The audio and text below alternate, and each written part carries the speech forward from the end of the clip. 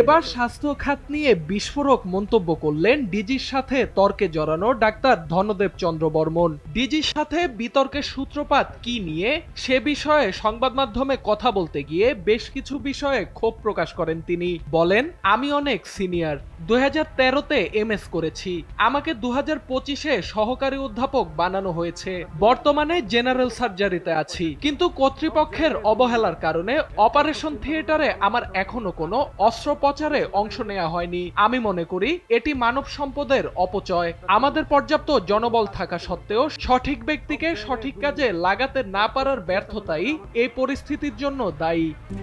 RICL TMX, যুগের পর যুগ স্থাপনা থাকে মজবুত। তিনি আরো বলেন, গাইনি ডিপার্টমেন্টের ডাক্তার এখানে আবার জেনারেলে কাজ করছেন, তার উচিত গাইনি ডিপার্টমেন্টে কাজ করা। এগুলো মিসম্যানেজমেন্ট। স্বাস্থ্য সেবাটা পুরোটাই একটা উদ্ভট উটের পিঠে চলছে বলে মন্তব্য করেন তিনি। সাব সেন্টার থেকে এ পর্যন্ত উঠে আসার কথা বলতে গিয়ে তিনি বলেন, সাব সেন্টারে দেখি যে কোনো ওষুধপত্র চুরি হয়ে যায়, সিভিল সার্জন ঠিকমতো দায়িত্ব পালন করেন না, যে কোনো কাজ করতে গেলে পয়সা দিতে হয়, সব জায়গায় দুর্নীতি। এসব চিন্তা ভাবনা করে আমার আসলে কাজ করার আর মানসিকতা নাই। আমি সাসপেনশন চাই, আমি সরকারি চাকরি করতে চাই না। ডাক্তার বর্মন আরো বলেন, স্বাস্থ্য দ্বারা যারা রাজনীতি করে তারাও রাজনীতির সময় এসে খোঁজ নেয়, তারপর আর কোনো আলোচনা হয় না। এছাড়া বাংলাদেশে কোনো গবেষণা নেই বলেও মন্তব্য করেন তিনি।